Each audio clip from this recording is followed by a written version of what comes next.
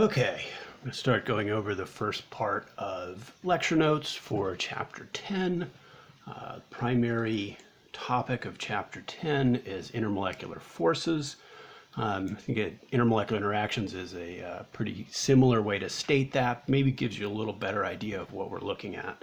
We want to start to evaluate how molecules or things like cations and anions interact with each other and how we can use the information that we already understand about molecular structure or about cations and anions in an ionic compound to get an understanding of why some of the physical properties of materials are the way they are. And we're going to see some of that as we go through describing some of the different types of intermolecular interactions. So this first part of the chapter, I'm going to describe the different types of intermolecular interactions, give you a little bit of an idea of how we can evaluate them and some of the types of information that we can get. Now, to start off, I'm going to go with the strongest intermolecular interactions and we'll work my way to the weaker ones. But we'll need to keep in mind sometimes there's more than one going on in any particular material. Now, the strongest type of intermolecular interaction is called ionic bonding. This should primarily be a review from things we talked about in the first semester of general chemistry, or if you had a general chemistry course somewhere else. Ionic bonding is an attraction between something that's got a positive charge and something that's got a negative charge. So this is an attraction between cations, so positive charge is something we would generally call a cation, and negative ions. Now, a negative ion is called an anion. So primarily we saw this in the interaction between metals and nonmetals. If you take a metal, it interacts with a nonmetal. The metal will tend to lose electrons, become a cation. The anion, the nonmetal, will tend to gain electrons. That'll make it an anion. Now there's a positive charge and a negative charge, and it's the interaction between that positive and negative charge that holds those anions together into an ionic compound.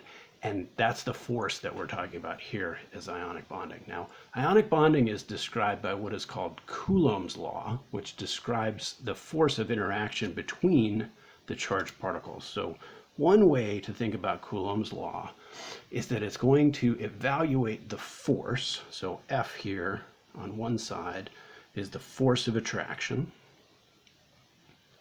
between the cation and the anion, or the positive charge and the negative charge.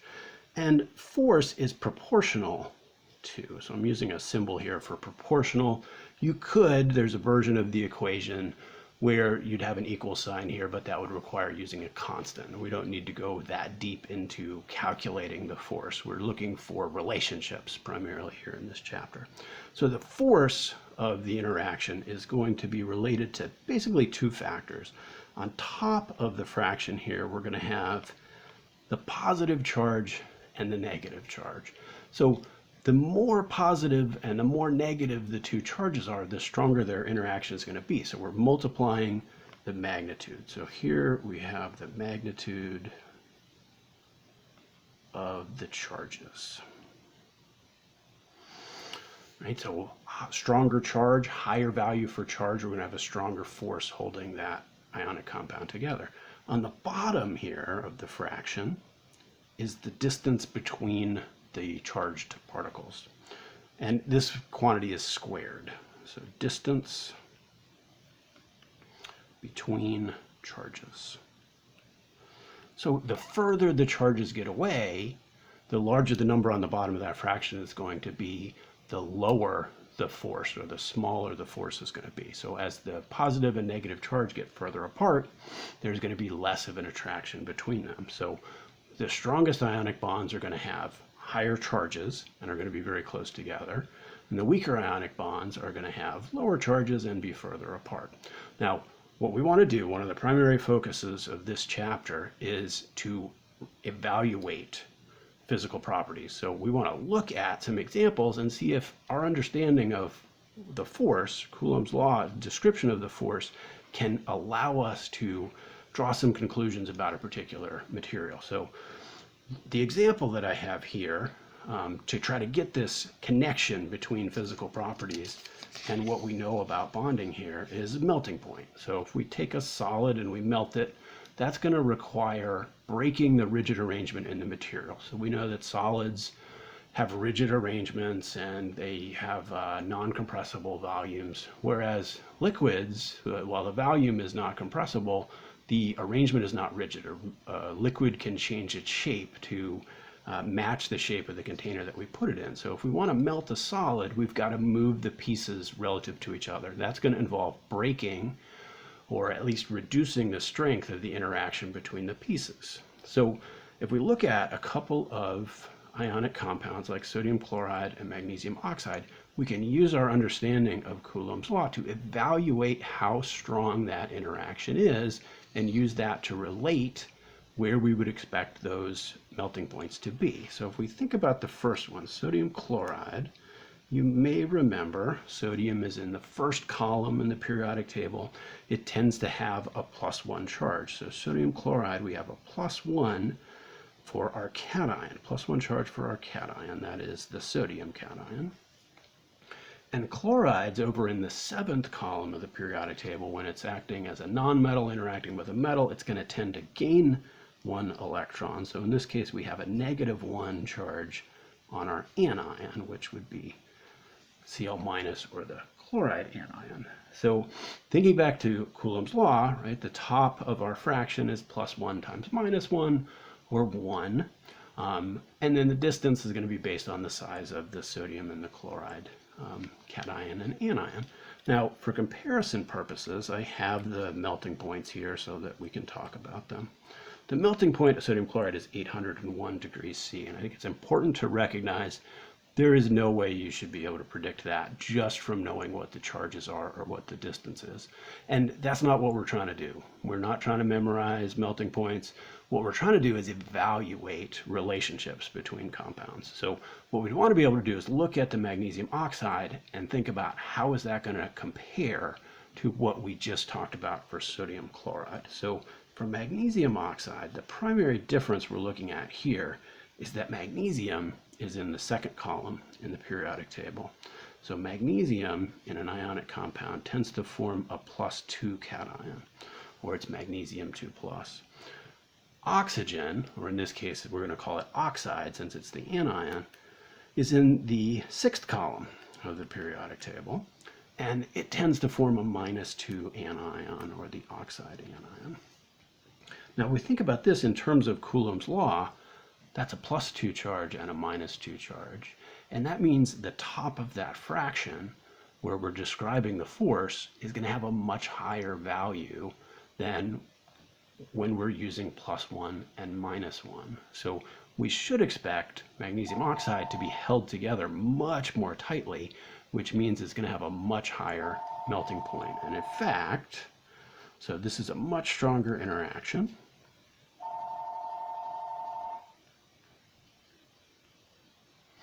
And the melting point of magnesium oxide is 2,852 degrees Celsius. So it is significantly higher. And that's the kind of thing we want to be able to evaluate. When we look at these charges, we should be able to specify, oh yeah, this compound has got higher charges. It might have a stronger interaction than this one that has lower charges. Or if we look at some similar compounds, we might be able to say, well, this cation and anion are a little closer, this cation and anion are a little further away, and relate that to strengths of the interactions as well. And we'll see some of that in the next example. Now, the second type of interaction, again, we're going from strongest to weakest. So this is going to be a little weaker than an ion-ion interaction, which we see in ionic bonding, is called an ion dipole interaction. And what makes this not quite as strong of an interaction is there's only one full charge in here. So an ion has a full charge, right? It's got a set +1 or a set -1 or +2 or -2. But a dipole is the term we use to describe a polar molecule where the electrons are unevenly distributed, but there isn't a full negative or full positive charge, but there is some fraction of a charge on each side of the molecule. So a dipole will be characterized by a partial charge. Right? And this is largely going to be based on molecular structure, which is something you should have some familiarity with from the last few chapters of general chemistry, where you draw a Lewis structure and then you evaluate the structure of the molecule and then the polarities of the bonds to see whether a molecule is overall polar or not. So a good example of a dipole, or a molecule that is polar, is water. So we take H2O as a molecular compound. If you put oxygen in the middle, you would attach the two hydrogens to it. Now I'm kind of already showing the three-dimensional structure here. Because you end up with 4 electrons left over, there are 4 sets of electrons on the central oxygen. Those 4 sets of electrons end up at the corners of a tetrahedral shape, and that means the molecular shape, or what we would describe as the shape of water based on where the bonds are, is bent. Or some textbooks use the term angular for this particular molecule. Now, once we know the shape is bent, we can think about the bonds involved in the water molecule. And in this case, both of the bonds in water are what we would describe as polar bonds. The oxygen has a higher electronegativity than the hydrogen. So within the bond, oxygen is pulling the electrons away from the hydrogens. And one way we can symbolize that is this little arrow that has kind of a plus side on its tail. The point is pointing towards the more negative or more electronegative atom, where the negative charge is going to build up. The positive charge on the tail is at the end of the bond with the less electronegative atom, where electron density is going to be pulled away from that atom and positive charge is going to build up. So in this case, we've got 2 bonds here. The bonds are polar, and they would add together. Sometimes we have certain structures where bonds could be polar, but they'll cancel each other out. Carbon dioxide, for instance, you have 1 oxygen pulling to the left, 1 pulling to the right, so the electrons are still evenly distributed. But that's not the case here. The electrons are being pulled in toward the oxygen. So the bonds are polar. When we add them together, we get a net polarity on our molecule.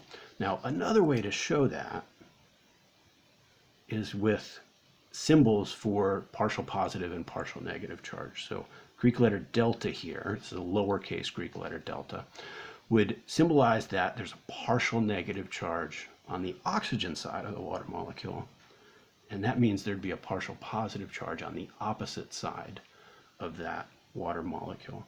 So the delta here, this is a lowercase delta. This means partial. Right? And that's why this is a weaker interaction. We have a full positive charge, but now if you think back to Coulombs Law, we're multiplying by only a partial positive or negative charge depending on the interaction. So we don't get as strong of an interaction generally from ion-dipole interactions as we would from ion-ion interactions like we see in ionic bonding. Now, down at the bottom of the page, we have sort of an example here.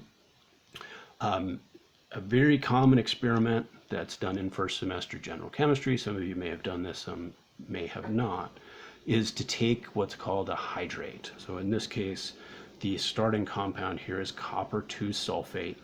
And there's a little dot, and then there's 5 water molecules. This is sort of the general way we describe a compound that kind of absorbs water from its surroundings. So copper sulfate, there's actually a fairly strong interaction between the copper cations. We've got a +2 copper here.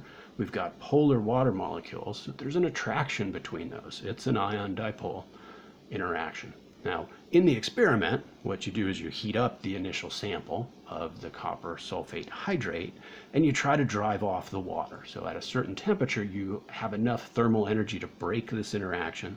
The water leaves as a gas, and you're left with copper sulfate without any of the water. Now, you can use masses there to kind of work backwards and figure out what the stoichiometric ratio is between the copper sulfate and the water. But the idea I want to get across here is that this is a stronger interaction than you would see, and we'll see this as we go on to the next page, in something like water itself. You could take water, You can boil it by heating it up to 100 degrees Celsius, but in this case, because of the copper cation, this is going to be a stronger interaction. It takes a little more heat than just boiling to drive off the water from the copper sulfate hydrate.